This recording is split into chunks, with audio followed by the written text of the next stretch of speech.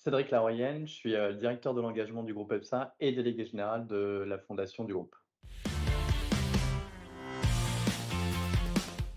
EPSA, c'est un groupe de conseil né il y a 20 ans qui, en 5 ans, est passé de 300 à 3000 collaborateurs. La RSE, elle est stratégique pour chez EPSA. Elle est à la fois intégrée, infusée dans notre operating model, donc la manière dont on va travailler, la manière et la façon dont on va supporter nos collaborateurs dans leur performance, et puis aussi dans notre modèle économique, puisque ça fait partie de nos offres de services, nos offres de conseil, que d'aller éduquer, que d'aller conseiller l'ensemble de nos clients sur leur transition écologique, sur leur empreinte environnementale ou encore une gouvernance qui partage encore mieux la valeur dans le monde d'aujourd'hui et de demain. Je dépends directement de la présidence. J'y suis, directement rattaché à mon président fondateur et avec mon CEO. Ce qui veut dire qu'aujourd'hui, le groupe EPSA porte vraiment dans toutes les décisions stratégiques et ensuite opérationnelles, la RSE et ses sujets au cœur de son empreinte et de son ambition sur les prochaines années. La good idea, ça a été de prendre un pari, d'être dans une démarche, intrapreneuriale et entrepreneuriale il y a maintenant, 2 ans et de créer ce qu'on appelle, la direction d'engagement qui est une hyper direction qui vient reprendre l'ensemble des sujets liés à la performance de nos collaborateurs. La direction d'engagement, c'est un vrai pari organisationnel.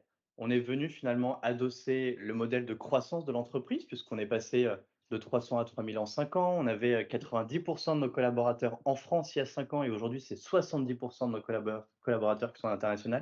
Donc on est venu faire ce pari-là d'avoir une hyper direction qui vient finalement, je l'ai dit, intégrer l'ensemble, des structures, l'ensemble des départements, des services qui sont liés à la performance de nos collaborateurs.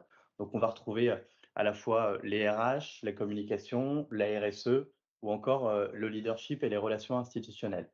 Et c'est donc, une démarche entrepreneuriale assez forte avec cette hyper direction qui a une capacité finalement d'avoir, une personne et ensuite des ultra experts, des méga experts sur l'ensemble des sujets pour aller plus loin et décloisonner l'ensemble des sujets. Alors, très concrètement, les principales étapes pour mettre une direction d'engagement en place, la première, et je pense qu'elle est, ultra importante, c'est d'avoir, la conviction profonde qu'aujourd'hui, en tant qu'entreprise de capital humain, en tant qu'entreprise de service, on a une obligation qui est d'être présent pour nos collaborateurs, qui sont en fait sont des citoyens, qui sont pas que nos salariés, mais qui sont vraiment des citoyens qu'on doit venir éduquer, qu'on doit venir avertir de l'ensemble des sujets, que ce soit dans leur plan de carrière ou que ce soit en dehors ou à l'extérieur ou à l'intérieur de l'entreprise. Donc la première, c'est d'avoir une conviction sur le capital humain. La deuxième, c'est faire ce pari-là en se disant: «On va venir décloisonner, on va venir enlever finalement les couloirs de nage de quasiment l'intégralité des fonctions liées à la performance des collaborateurs et de se dire: "On va avancer sur un seul et même objectif, sur une seule et même stratégie", avec finalement un alignement des visions, des priorités et des budgets.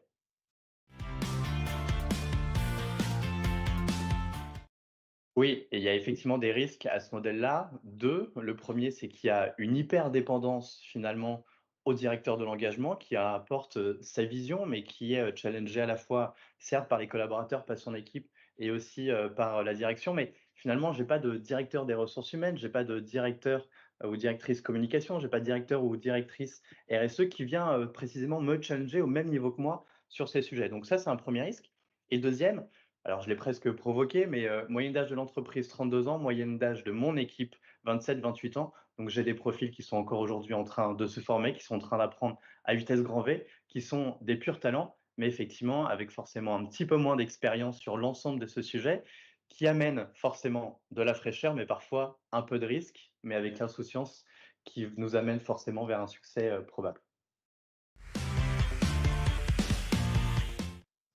Ouais, alors peut-être 3 astuces. La première, c'est de valider l'envie du dirigeant. Je suis dans une entreprise qui a été créée par, un entrepreneur, il y a plus de 20 ans, qui est donc le fondateur, qui est l'actionnaire majoritaire et qui est en place. Si je n'ai pas son aval, si j'ai pas sa conviction profonde sur le sujet du capital humain, je vais pas pouvoir avancer.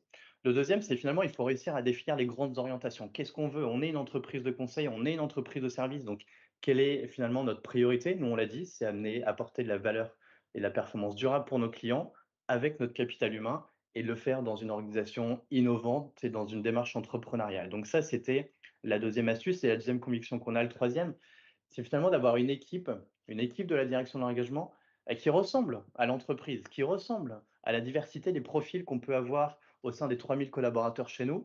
Sinon, on va être, hors sol et pour, jouer et pour travailler sur les sujets, d'engagement, rien de mieux finalement que d'être, ressemblant et d'être le miroir de ce qui se passe, dans l'entreprise.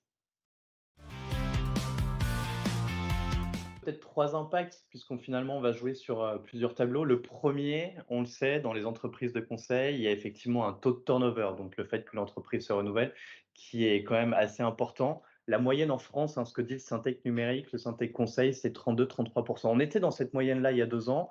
Aujourd'hui, on a basculé aux alentours des 24-23. Donc on est revenu à un taux plus usuel de taux de départ, même s'il faut qu'on continue à travailler dessus.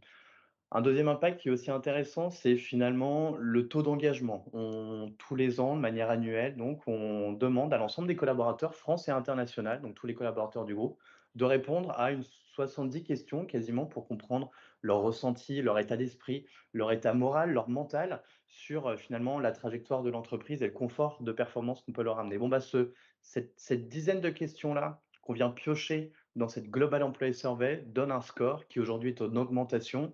On a dépassé les 6, les 7, et maintenant on arrive près des 8 sur 10, qui est le taux d'engagement à la fois à l'entrée, mais ensuite en continu durant les 2-3 premières années au sein de l'entreprise. Et puis, ce qui est important aussi, c'est, je crois le 3e impact qui est, le nombre d'heures passées par nos collaborateurs en dehors du projet client. On le sait, l'entreprise aujourd'hui, c'est assez poreux entre, la vie pro et la vie perso et on propose finalement à l'ensemble de nos collaborateurs de venir se former, de s'engager pour des structures associatives, d'avoir d'autres engagements et c'est ce temps-là qu'on vient monitorer puisqu'on s'aperçoit que finalement les collaborateurs viennent et sont payés pour un job, pour apporter de la valeur pour nos clients et en plus, ils viennent donner de leur temps sur un grand nombre de sujets et ça, c'est important, ça démontre l'engagement et la fierté du sentiment d'appartenance que peuvent avoir, des collaborateurs.